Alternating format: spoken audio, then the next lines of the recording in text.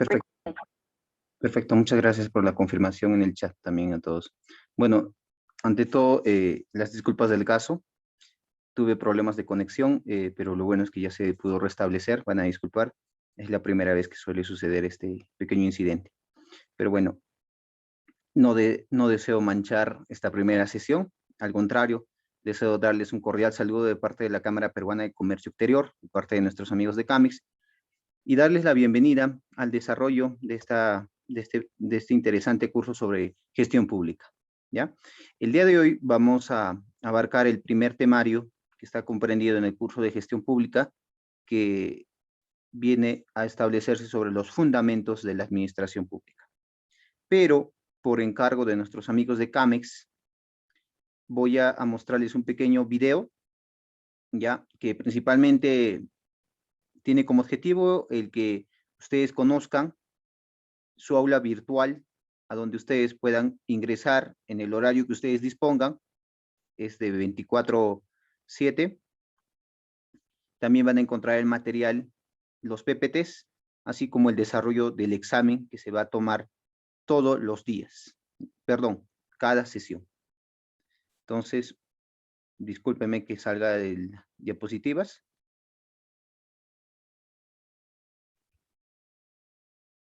Voy a mostrarles un pequeño video de introducción para el manejo de su aula virtual. ¿Ok? A ver. Perfecto. Atentos, por favor. Muchas gracias. Felicidades. Hoy empezarás a especializarte con tu programa experto. Acompáñame en el recorrido por tu nueva aula virtual. Lo primero que podrás observar al ingresar a tu programa experto es que en la parte central encontrarás como información general del programa el sílabo, brochure, un reglamento, un calendario de conferencias y el enlace para volver a ver este video. Debajo encontramos también la opción para acceder al grupo de WhatsApp del programa, donde el docente podrá responder nuestras consultas que tengamos fuera de clase. Debajo podemos observar cada uno de los 6 cursos que conforman nuestro programa experto, el cual, al darse clic, nos despliega todo el contenido de dicho curso. Aquí primero encontramos el sílabo y el manual del curso, además del cronograma de conferencias descargables. También podremos revisar que estos están ordenados en 8 unidades. Cada unidad contará con una clase en vivo, a la cual podrás acceder en la fecha indicada. Más abajo encontrarás el material de la unidad, el cual, dependiendo de esta, consiste en videos con sus respectivas plantillas o PPTs y su respectiva práctica de evaluación. Además, podrás encontrar unidades con material adicional, con más videos variados relacionados al tema para tu libre disposición. Al final de la unidad 4, encontrarás el examen intermedio, y finalizando la unidad 8, después de haber tenido la última clase, encontrarás el examen de certificación. Una vez hayas obtenido la puntuación total requerida en el curso y presentado tu examen final de certificación, aprobándolo con la puntuación requerida, tendrás a tu disposición tu certificado. Das clic a la opción y te llevará a la siguiente ventana donde verás la opción Descargar certificado. Dicho certificado se descargará como formato PDF en tu dispositivo. Además, para mayor seguridad, nuestros certificados cuentan con un código QR de validación, el cual podrás escanear con un lector QR fácilmente desde tu celular y te llevará a nuestro portal web con los datos del alumno certificado. Esto evidenciará que dicha persona se ha certificado con nosotros. También cuenta con una segunda opción, que es un código de validación personalizado, donde ingresando este código en nuestra web podrás obtener estos datos de validación. Y, como podemos observar, esto se repite para todos los demás cursos que conforman nuestro programa experto. Luego, si subimos de nuevo y nos fijamos en el lado derecho de la plataforma, podrás encontrarte con una pestaña para acceder al sílabo del programa experto, otra pestaña debajo para poder acceder a revisar de nuevo este video. Debajo tenemos también un calendario donde se verán reflejados nuestras conferencias programadas de nuestros cursos del programa experto del presente mes. También recordemos que por acceder a este programa experto tenemos acceso a 5 sesiones de mentorías personalizadas, con un docente especialista del curso. Para esto, solo necesitamos acceder aquí y registrar nuestra solicitud en el formulario de registro, que en menos de 24 horas, un asesor CAMEX se comunicará con nosotros para coordinar la fecha y hora de la mentoría a realizarse. Estas mentorías se realizan mediante la aplicación de Zoom y tienen una duración de 30 minutos. Además, estas 5 mentorías las puede hacer efectivas incluso hasta un mes después de haber finalizado el programa experto. Debajo encontramos la Masterclass, la cual consiste en una recopilación de videos relacionados a los cursos de nuestro programa experto. También podemos acceder a un calendario externo de nuestras clases en vivo, donde incluso podremos revisar las grabaciones de clases pasadas. Asimismo, contamos con un documento de preguntas y respuestas frecuentes, con la cual podremos aclarar nuestras dudas inmediatas. Debajo, contamos con un acceso para quejas y reclamos, en donde recibimos las recomendaciones para mejorar cada día para ti. Finalmente, podrás darle clic al botón verde y enviar un mensaje corto, que luego de un tiempo prudente, uno de nuestros asesores se comunicará contigo. Bienvenido a nuestro grupo de soporte al estudiante mediante WhatsApp. Este grupo tiene como objetivo facilitar la interacción entre el docente y los miembros del curso, como una vía rápida para la resolución de preguntas de contenido, prácticas o sistemas, estrictamente relacionados a la materia del grupo en cuestión. También se le podrá realizar al docente preguntas de naturaleza práctica aplicativa del día a día del alumno, a manera de asesoramiento y acompañamiento durante el lapso de duración del curso. Accediendo a la descripción del grupo, también podrás encontrar el link de acceso directo a tu aula virtual, el calendario de tus clases presenciales, dependiendo del grupo al que pertenezcas. Aquí podrás ver el horario, fecha y día de tus clases presenciales, el link de Zoom, al que tendrás que acceder de manera directa en la fecha y horario indicado. Al costado podrás encontrar el código y clave de la reunión. Luego de realizada la clase, al día siguiente, en menos de 24 horas, podrás encontrar en la columna J el link del video con la clase grabada, para que puedas volver a verlo las veces que desees. El material necesario y la práctica de evaluación. En esta misma hoja, el docente llevará la asistencia a las clases presenciales y podrás ver la secuencia con que se realizan cada una. Por último, en la descripción del grupo, también encontrarás el reglamento común para los grupos de consultas, el cual tendrás que leer al ingresar al grupo de WhatsApp y seguir para el buen uso y la interacción positiva en el mismo.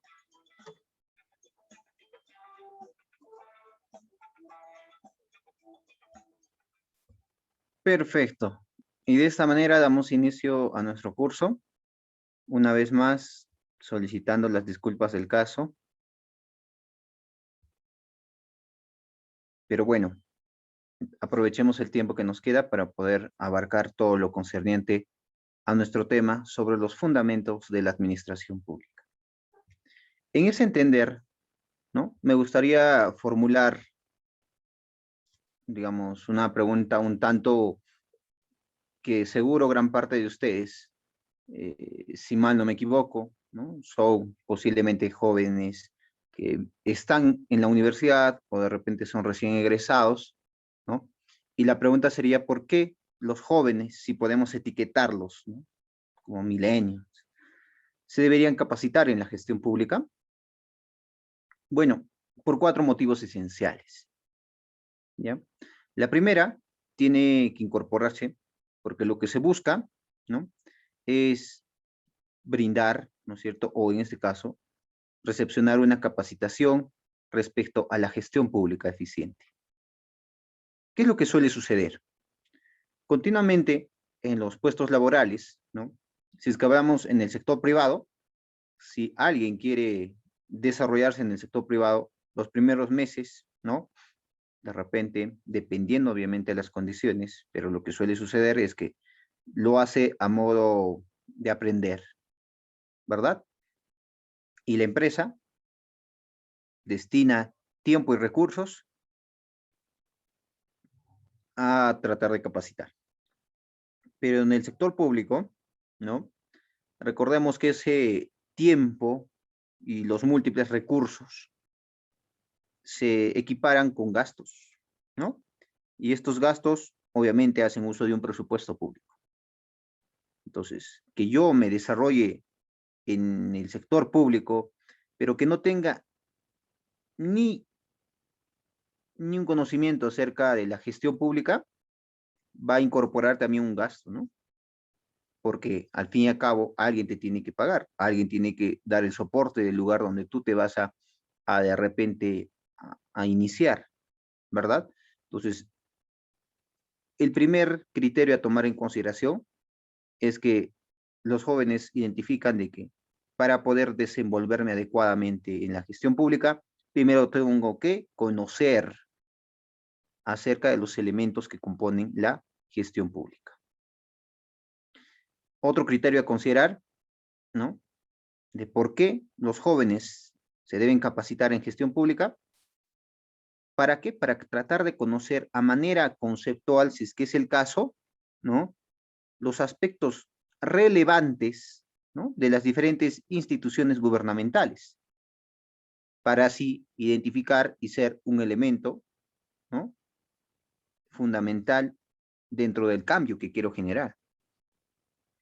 Por otro lado, será también el de buscar desarrollar ciertas competencias que lo que me va a permitir es desarrollarme adecuadamente como profesional. Porque, ¿qué es lo que pasa? Generalmente se le hace una crítica muy fuerte, digamos, a un municipio provincial, distrital, ¿no? Vamos a poner ese caso.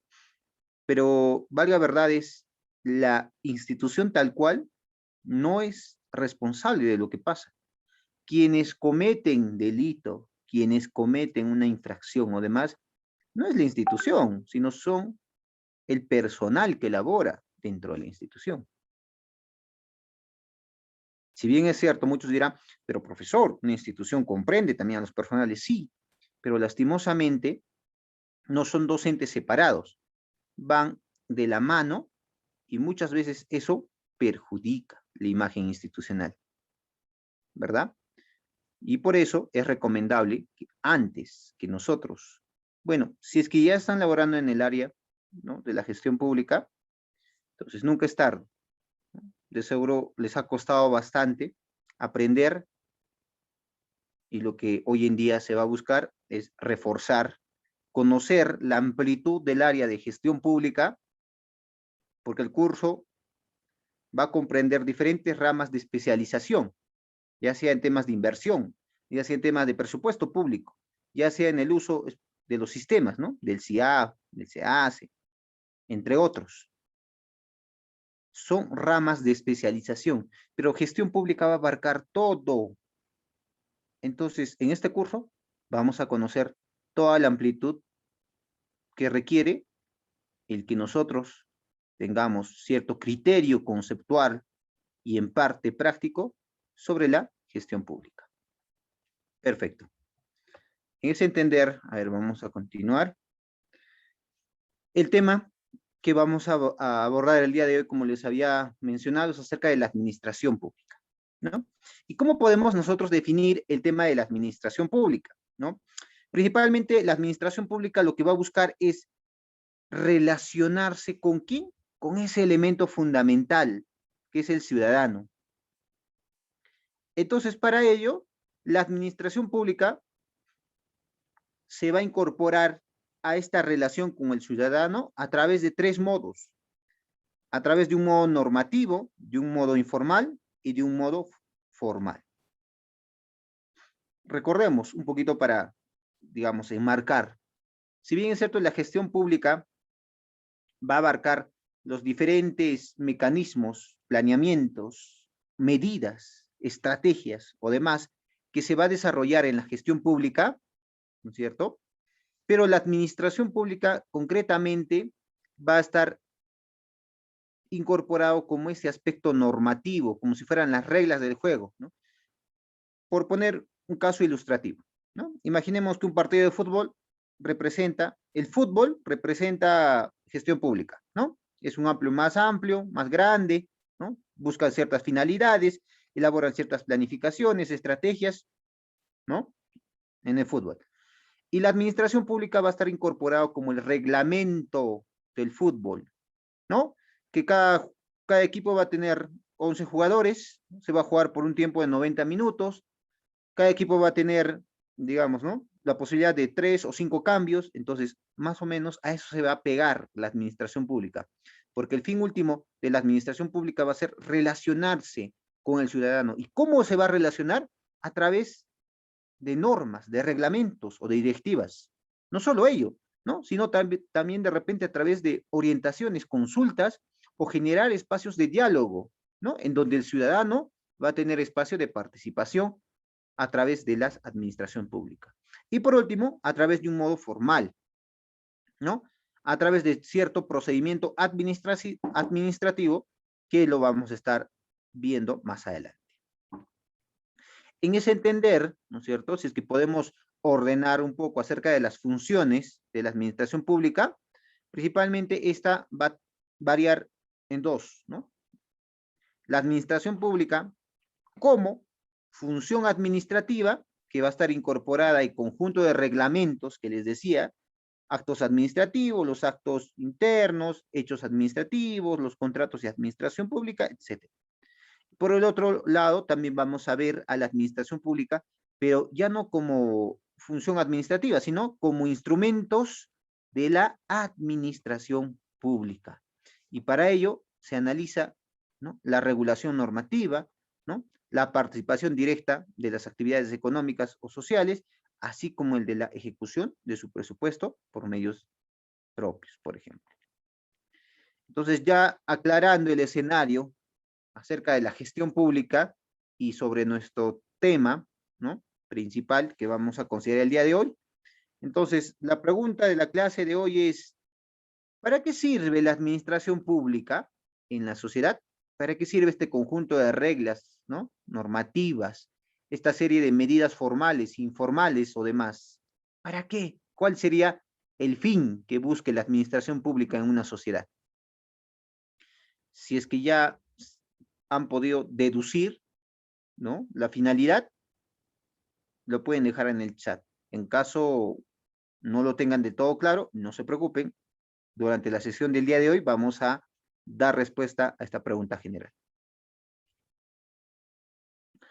Para ello, ¿no?, vamos a analizar un poquito acerca de la evolución de la administración pública. ¿Y por qué? Muchos de repente dirán, ¿por qué vamos a ver la evolución de la administración pública? Recordemos, ¿no? En la ciencia económica se habla mucho acerca de la ley de la dicotomía, ¿ya? Y si es que varios de ustedes son economistas o de repente llevaron en la universidad, en el instituto, algún curso sobre economía, estoy más que seguro que se ha hablado acerca de esta ley de la dicotomía. ¿Alguien en el chat me podría indicar a qué hace referencia la ley de la dicotomía, por favor?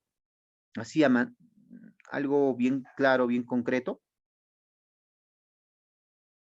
¿De qué podría tratar la ley de la dicotomía? Esto lo digo porque nos va a ayudar a entender varios aspectos de la administración, tanto como de la gestión pública. A ver, no tenemos ni una respuesta todavía. Bueno, no hay problema, ¿ya? Les explico un poco. Bueno, la ley de la dicotomía principalmente hace hincapié en dos elementos importantes, ¿ya? El primero tiene que ver con que toda sociedad siempre se ha enfrentado a múltiples necesidades, ¿verdad? Toda sociedad a lo largo de la historia siempre ha tenido necesidades ilimitadas hasta hoy en día. ¿Quieren un ejemplo? Bueno, les pongo un ejemplo. Hace no mucho, digamos, hace 30 o 40 años, ¿ustedes creen que era necesario tener un celular, una laptop, un internet? ¿Ustedes creen que era necesario? De repente no, ¿no? No tanto porque no se conocía, posiblemente, o porque no se había desarrollado en la magnitud que hoy en día tenemos, ¿no? Pero hoy en día ya representa una necesidad. Entonces, por más que hayamos satisfecho las necesidades fundamentales, ¿no?, ahí ya es campo del análisis de la economía, pero al punto que quiero llegar es que la sociedad siempre va a tener necesidades ilimitadas. Pero por el otro lado, la misma sociedad va a enfrentarse a una limitante. Y esta limitante va pegada a los recursos, por ejemplo. Toda sociedad tiene recursos limitados. Y cuando hablo acerca de recursos, ojo, no solo me refiero a recurso mineral, ¿eh? O natural, o como quisiéramos llamarlo. No, me refiero a todo tipo de recursos, ya sea en tema económico, es decir, en tema de dinero, o también a recurso tiempo, ¿no? Nadie va a vivir posiblemente más de 200 años, ¿no? Entonces, tenemos un recurso que es tiempo, que también es limitado. Tenemos tantas necesidades por satisfacer, pero un recurso tiempo que nos va a limitar y no llegaremos digamos, a poder satisfacer todas las necesidades. Ahora, si lo analizamos desde el punto de vista de los ingresos, también vamos a tener cierta limitante, ¿no? Entonces, la ley de la dicotomía justamente da pie a que nosotros podamos realizar un pequeño análisis. ¿Por qué? Porque toda sociedad siempre ha enfrentado a poder satisfacer múltiples necesidades, pero ha tenido una limitante que sería en el tema de los recursos, ¿ya? Entonces, en la administración pública peruana, ¿no es cierto? Nosotros vamos a revisar cómo es que las distintas sociedades, ¿no? Nuestras sociedades, no a nivel mundial, sino nos pasaríamos mucho tiempo analizando ello, ¿no? En nuestra realidad, cómo se ha dado la administración pública, porque esta sociedad, ya sea en el incanato, en el virreinato, en la república, o como hoy en día lo desarrollamos, se darán cuenta que ustedes va a derivar justamente, ¿no? De esta evolución que ha tenido la administración pública, que de repente no se llamaba administración pública en el incanato, pero desarrollaba un manejo administrativo de las múltiples necesidades y tenían que satisfacerlas con los recursos escasos. Eso es administración, ¿no? Entonces, a esa realidad vamos nosotros a darnos cuenta cómo es que la administración pública se ha podido construir y cómo hoy en día se desarrolla. Y parte de las deficiencias que nosotros presentamos hoy en día en la administración pública también derivan justamente de ese mal hábito que se ha podido desarrollar en la administración pública dentro del Perú. ¿Ya? Entonces, sin más que ahondar en el tema, empezamos analizando acerca de la evolución de la administración pública en el incanato. Lo voy a hacer de manera muy breve, yendo solo, ¿no?, al tema que nos interesa. No voy a adentrarme a analizar todo el incanato, ¿no? Simplemente para caracterizar algunos aspectos relevantes, ¿ya?, de una sociedad, hay que tener en cuenta que en el incanato se organizaban, ¿no? La organización estaba compuesta por un Tahuantinsuyo, hablamos, ¿no?, de 4 suyos. Si queremos analizar la población, tenía unos 5 a 6 millones de habitantes. Poquísimos, ¿no es cierto? Poquísimos. Pero a pesar que eran poquitos, siempre habían necesidades que satisfacer, ¿ya? Ahora, respecto a la sociedad, bueno, esta se estaba dividiendo, ¿no es cierto?, entre la realeza, la nobleza y todo ello. Ahora, si analizamos el aspecto político de esta sociedad del incanato, recordemos, ¿no?, que su autoridad suprema es el Inca, ¿no?, digamos, la figura soberana, que se considera el hijo del sol, ¿no? Por eso se le adhiere el término de ser, ¿no?, un ser muy, en este caso, ya pegado al tema de la divinidad, ¿no? El poder se ejercía por herencia, ¿no es cierto? Existía también una pirámide social, ¿no es cierto? Y esta pirámide social establecía justamente quiénes debían de cumplir una labor en la producción de los recursos y quienes se iban a dedicar a la adecuada distribución de los propios recursos ante las múltiples necesidades. En ese ámbito de la administración pública, porque administrar significa saber darle un uso adecuado a las múltiples necesidades de los pocos recursos que uno posee, vamos a encontrar la figura, ¿no?, del AINI, por ejemplo, ¿no?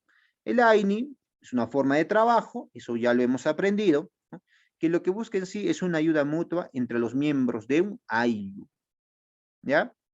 No por obligación, ojo, sino es, digamos, una respuesta espontánea que se propiciaba, ¿no? Porque acá ellos identificaron de que solos no podían avanzar, y es por eso que mejor como sociedad, como familia, ¿no es cierto? Podrían organizarse y desarrollar en términos económicos, ¿no? Una especie de trueque, ¿no? En donde yo te ayudo, pero con la prestación de que tú me ayudes mañana, ¿no? Otro aspecto relevante es la mita, ¿ya? Y este elemento de la mita, que dicho sea de forma, es una forma de trabajo, ¿no es cierto?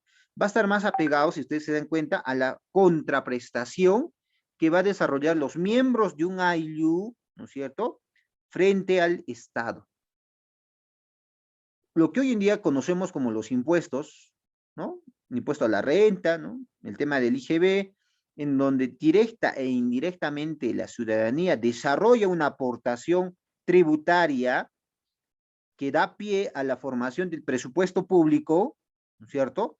Y a su vez el presupuesto público permite justamente financiar las múltiples necesidades por satisfacer en materia de infraestructura, en materia ya sea, ¿no?, de incremento de la calidad y demás que presenta una sociedad.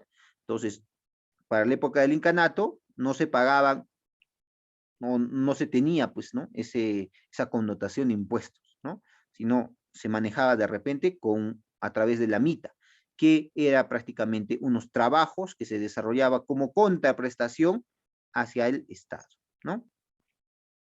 La minca también es otra forma de trabajo entre los miembros del AILU, el cual realizaban ya también faenas para la comunidad, ¿no? Como una contraprestación también ante la estabilidad, ante la seguridad que se le propiciaba justamente, ¿no?, todo el órgano incanato. Ahora, ya cerrando este tema, ¿no?, el modo de la distribución que se solía suscitar, ¿no?, estaba más apegado, ¿no?, digamos, vamos a llamar así, en términos económicos, ¿no?, a la adecuada distribución de los recursos, ¿ya? Que ojo, acá las familias eran quienes producían estos recursos, mas no ellas mismas se encargaban de su distribución, sino existía una metodología de distribuir los múltiples recursos en los cuales la población había producido, ¿no? En ese análisis, la administración pública, ¿qué papel juega? Bueno, la administración pública jugaba un papel fundamental, ¿no? Ya que gracias a esta administración se ha podido propiciar el sostener un imperio enorme. Ustedes ya saben el resto de la historia, cómo es que desarrollaba la conquista del incanato sin la necesidad, ¿no?, de propiciar o de buscar la guerra, ¿no? Ahí tenemos, ¿no?, haciendo un paréntesis, el tema de los mitimayes de conquista, de colonización, etcétera, etcétera, etcétera, ¿no? Pero para que se pueda haber desarrollado de esa magnitud como hoy en día lo sabemos, ¿no? Entonces, en el área de la administración pública se tuvo que desarrollar de una manera más efectiva. Recordemos, ¿no?, parte de los principios rigurosos que se establecía la sociedad inca estaba, pues, ¿no?, el Amayuya, el Amaquella, el Amazúa. Entonces, estos principios eran como los principios éticos que hoy en día se tiene en la gestión pública, ¿no? Pero lastimosamente muchos funcionarios o trabajadores públicos no conocen, pues, cuáles son los principios éticos que solicita el que tú puedas laborar en la gestión pública. Pero recordemos, posiblemente en el Imperio Inca, esos tres elementos, aunque muchos autores hablan de 4 o 5, 6, ¿no?, principios, se hayan podido desarrollar de esta manera, ¿no?, un poco más tajante, para que la administración pública dé un soporte enorme a un imperio. Cerramos ese capítulo, ahora analizamos la época del virreinato. Recordemos que lo que se busca en el virreinato es amoldar la figura de la metrópolis de España, ¿no?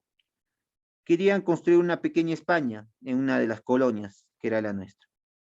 Entonces, el análisis que nosotros vamos a encontrar en el ámbito social se va a establecer en base a un criterio de la clase social, ¿no es cierto?, en base a un criterio del análisis de la riqueza que cada familia o cada persona posea, y por último, se adhiere la existencia de razas, ¿ok? Porque ahí teníamos, ¿no es cierto?, dentro de la organización administrativa del virreinato, nuestro, obviamente, teníamos que esta tenía que adoptarse o tenía que ser una fiel copia, ¿no?, de la metrópolis de España, como les reiteraba. Y para eso, ¿qué se hizo, no? Se tuvo que desarrollar una organización social en el cual estaba la nobleza, la clase media, el pueblo, los indios, los negros, ya cada uno sabe, ¿no? No es de nuestro interés analizar la historia concretamente de la organización social, sino simplemente identificar que sí existía una división y en por temas de raza, por temas económicos, ¿no es cierto?, o por temas sociales.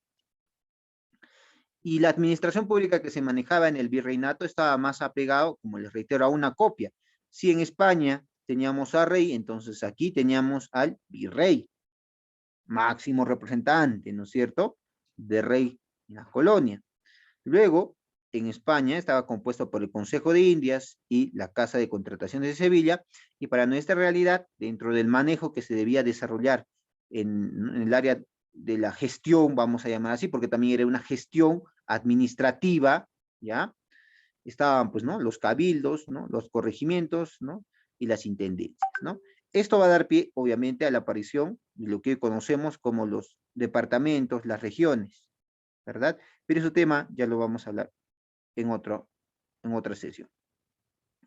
Luego cerramos ese tema del virreinato y ahora nos remontamos a la época de la República, ¿no? Algunos datos relevantes que nos interesa dentro de este análisis de la evolución de la administración pública es que en la República, en este caso, se desarrolla la Constitución de Cádiz, ¿no?, de 1812 en España, pero como anteriormente nosotros queríamos ser una fiel copia, ¿no es cierto?, de España, entonces esta Constitución también nos afecta, ¿no?, nosotros como colonia. Aquí en esta primera Constitución digamos, a grandes rasgos, se establece el escenario, ¿no?, de generar cierta reglamentación, ¿no? No solo ello, sino también se adhiere cierta normativa vinculada al tema de la libertad, ¿ya? Entonces, ¿qué podemos extraer acerca de nuestra pequeña cronología de la administración pública a lo largo de nuestra historia? Que al fin y al cabo, la administración viene a ser una herramienta, ¿no?, que se ha empleado permanentemente en toda sociedad. Y recordarles, haciendo acá un paréntesis, ¿no?, que la administración deriva en primer lugar, ¿no es cierto?, del adecuado manejo que desarrolla el sector privado.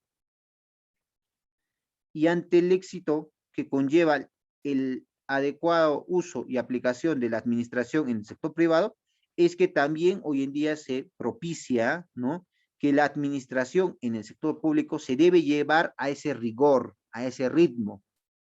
Y es así que la administración para nuestra actualidad está constituido, ¿no es cierto?, como un conjunto de herramientas que tienen que estar sistematizadas, ¿no? Tiene que existir un orden que nos va a permitir prever, planificar, organizar, integrar, dirigir y controlar las estructuras y actividades de un organismo social.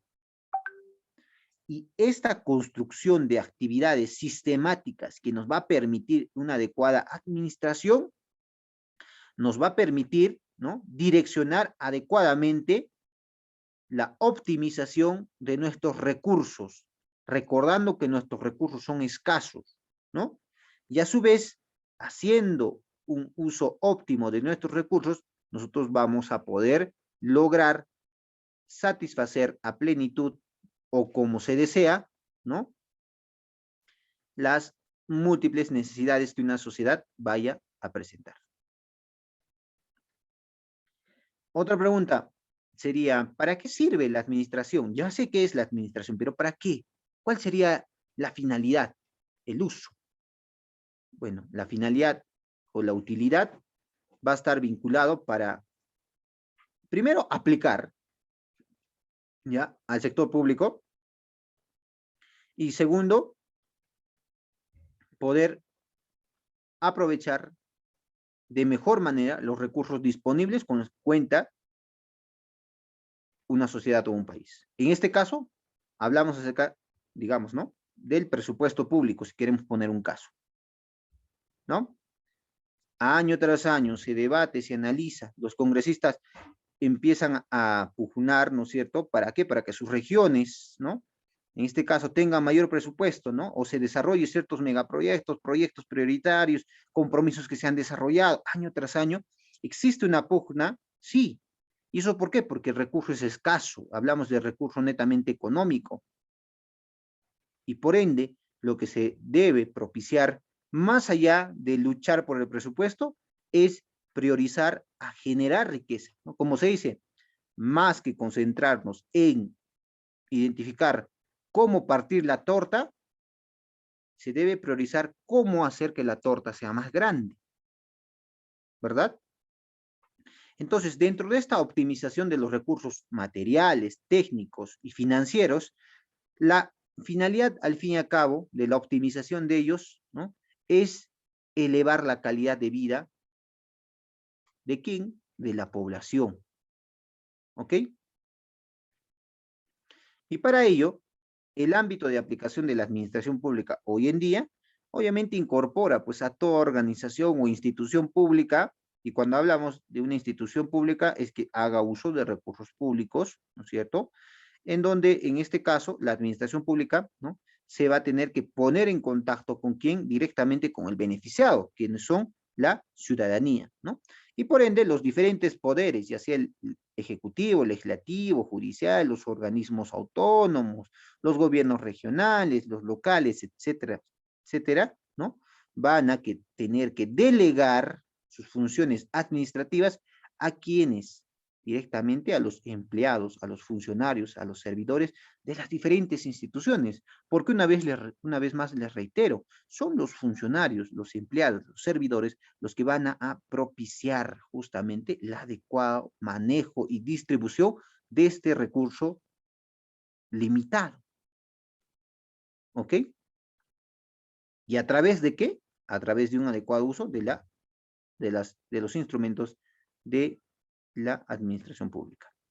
Entonces, el objetivo de la administración pública, más allá de prestar servicios públicos a la comunidad, ¿no?, es ejercer un adecuado control acerca de justamente este recurso público a los que la persona, ¿no?, y la sociedad dentro de un determinado territorio va a poder tener esa facultad de acceder. ¿Ya? Perfecto. Ahora, a ver, vamos a agilizar un poquito. Nos falta poco tiempo. Si hablamos acerca de las entidades de la administración pública, ¿no?, aquí vamos a encontrar la ley 27444, que habla acerca de justamente todo el procedimiento administrativo general que debiera establecerse en toda entidad pública. ¿Ya? Hablamos, como les reitero, en el poder ejecutivo, legislativo, judicial, ¿no es cierto?, en los gobiernos regionales, en los gobiernos locales, en los organismos a los que la Constitución, ¿no es cierto?, política del Perú y las leyes confieren cierta autonomía, ¿no?, aquellas que gozan de personalidad jurídica, pero que estén bajo el, ¿no?, el régimen privado, que presten servicios públicos también, ¿no es cierto?, o ejerzan funciones administrativas en virtud de concesiones, delegaciones o autorización del Estado, ¿no? Es decir, todo elemento que esté vinculado al sector público tiene que hacer caso justamente al conjunto de procedimientos administrativos generales que establece la ley 27444. Que dicho sea de paso, les invito a que ustedes lo puedan descargar, ¿ya?, y revisar con mayor rigor. Otro elemento importante tomado en cuenta dentro de la administración pública tiene que ver con la ley marco del empleado público, ¿no?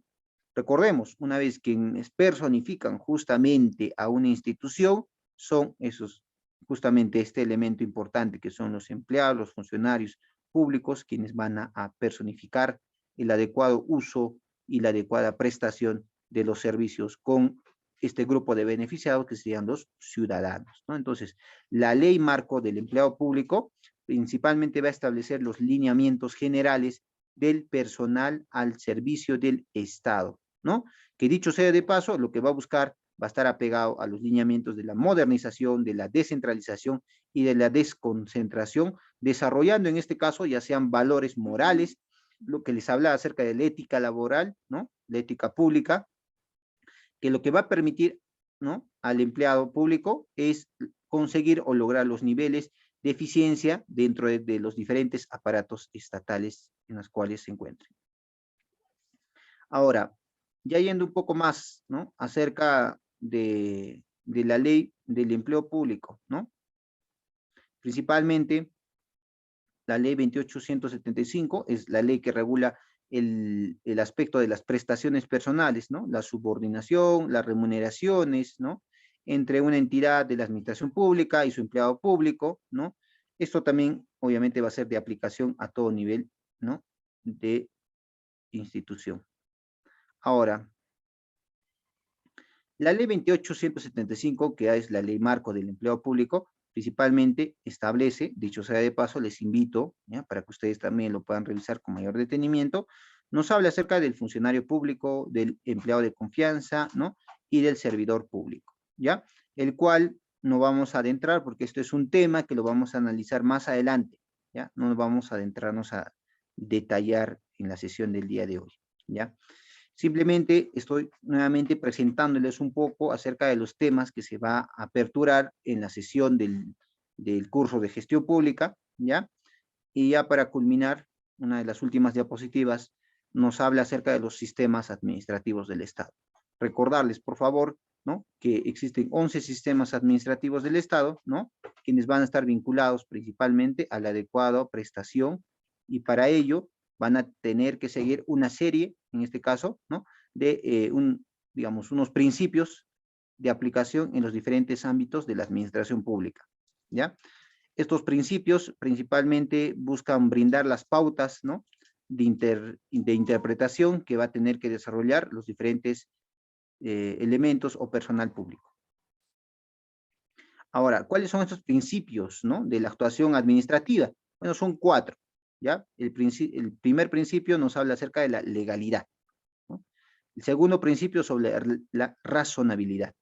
El tercer principio sobre la imparcialidad y de la predictibilidad. ¿Y qué será el principio de la legalidad? Bueno, el principio de la legalidad nos da a conocer que las autoridades administrativas, ¿no?, deben actuar con respeto ¿a qué? Primero a la Constitución, como todos se sabe, ¿no?, a la ley y al derecho. Por eso se llama principio de la legalidad. Tiene que obedecer a un marco jerárquico, justamente, ¿no?, que está ligado por el tema de la Constitución, la ley y el derecho. El segundo principio, aplicado, ojo, a todos los sistemas administrativos, está vinculado con el principio de la razonabilidad, ¿no? Y la razonabilidad hace referencia a las decisiones en la cual una autoridad administrativa debe adaptarse, nos dice, dentro de los límites de su facultad atribuida, ¿no? El tercer principio nos habla acerca del principio de la imparcialidad, ¿ya? Esto hace referencia a que justamente las autoridades administrativas, dice, actúen sin ninguna clase de discriminación entre los administrados, por ejemplo. Por eso se llama imparcial. El cuarto principio de las actuaciones administrativas está vinculado con la predictibilidad, ¿no? Y cuando hablamos acerca de la predictibilidad, hablamos de esta información que se debe de brindar o proporcionar a los ciudadanos, ¿no? Si alguien viene a solicitarte cierta información, entonces yo como funcionario público, ¿qué tengo que hacer, no? Tengo que aplicar mi principio de predictibilidad, el cual debe ser el proporcionar una información al ciudadano que sea veraz, que sea completa y confiable sobre todo, ¿ya? Este marco, ¿no?, que ustedes han visto de los sistemas, de los 11 sistemas administrativos, van a estar ligados obviamente a las diferentes políticas nacionales que se han establecido aproximadamente el año 2002 a través del Acuerdo Nacional, ¿ya? Les invito a que también puedan buscar, ¿no?, el Acuerdo Nacional.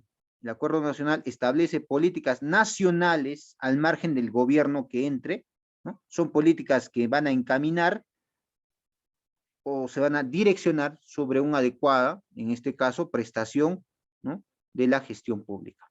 Y una de las tantas políticas nacionales es la política nacional de la modernización de la gestión pública, ¿ya? Y cuando hablamos acerca de la política nacional de la modernización, también vamos a hacer referencia de que para que se aplique una política de la modernización, tenemos que tomar en consideración los 5 pilares centrales y los 3 ejes transversales. ¿Para qué? Para encaminar justamente un adecuado cambio, una adecuada modernización de la gestión pública. ¿Y cuáles son esos 5 principios centrales? En primer lugar, tenemos, ¿no?, el primer pilar que nos habla acerca de las políticas públicas, ¿no?, los planes estratégicos y operativos.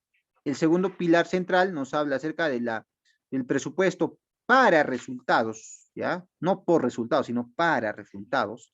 El tercer principio, perdón, el tercer pilar central nos habla sobre la gestión por procesos simplificados administrativa y organización institucional. El cuarto pilar nos habla acerca del servicio civil meritocrático. Y por último, el quinto pilar nos habla acerca de un sistema de información, seguimiento, monitoreo, evaluación y gestión del conocimiento. Estos son los 5 pilares centrales, señores y señoritas, que van a encaminarse a una adecuada aplicación de la política nacional de la modernización. Ahora, estos 5 pilares centrales tienen, a su vez, ¿no?, 3 ejes transversales, ¿no? 3 ejes que van a vincular transversalmente a estos 5 pilares. El primero tiene que ver con un gobierno abierto. ¿Qué quiere decir? Propiciar, ¿no?, el uso de diferentes mecanismos que puedan hacer que el ciudadano tenga mayor amplitud al momento de poder, obviamente, querer conectarse o tener contacto con el gobierno. El segundo tiene que ver con un gobierno electrónico. Hoy en día, por ejemplo, por el tema del COVID, se ha podido evidenciar que muchas instituciones, o poniendo un ejemplo más claro, municipios, ¿ya?, no tenían sus mesas partes virtuales, ¿no? Tampoco manejaban, tenían de repente un perfil en Facebook que les permita por lo menos, ¿no?, intercambiar o informar, ¿no?, a su población, a los ciudadanos, ¿no? Entonces, lo que se propicia también es propiciar, en este caso, un gobierno electrónico, así como el tema de la articulación interinstitucional, ¿ya? Entonces, ya para culminar, la respuesta ante la pregunta, ¿para qué sirve la administración pública en una sociedad?, está más que nada vinculado, ¿no?, que la administración pública nos es útil o nos sirve, ¿para qué? Para gestionar el contacto entre nuestro objetivo, que es la ciudadanía, y el poder público. ¿Por qué? Porque a través de ella, ¿no es cierto?, nosotros vamos a poder, en primer lugar, escuchar realmente cuál es la demanda social necesaria, ¿no? Y por ende vamos a poder optimizar el uso eficiente de los recursos y servicios para que así el Estado pueda proporcionar idóneamente la prestación y la satisfacción de las mismas necesidades. ¿Ok?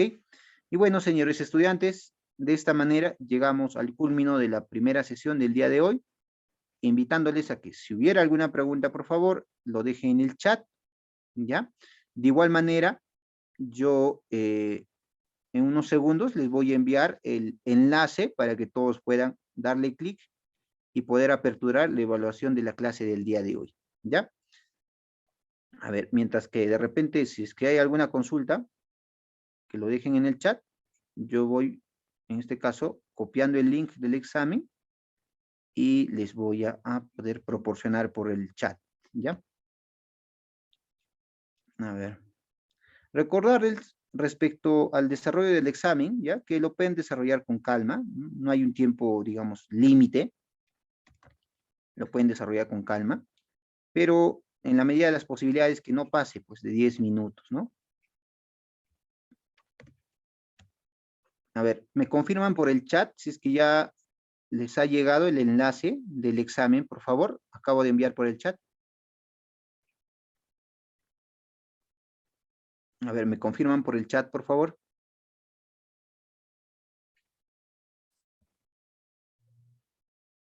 Perfecto, José. Muchas gracias. Ya, a ver, los demás también me confirman.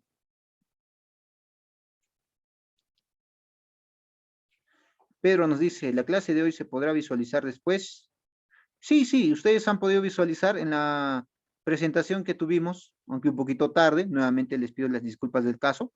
Ahí en nuestra aula virtual, ustedes tienen acceso, como quien dice, 24/7, a los videos, al material, al examen, ¿no? Entonces, sí está abierto en su aula virtual, ¿ya? No hay ningún problema, perfecto. Bueno, viendo que ya todos pueden acceder, ojo, hagan clic al formulario de la evaluación, ya, por favor, y ni bien terminen, lo envían, ¿ya? Entonces, de esta manera me despido, señores estudiantes y señoritas, esperando que tengan una bonita noche y nos estaríamos reencontrando el día sábado, ¿ya? Esta vez sí, esperemos que la red no se nos caiga y que no exista ninguna dificultad.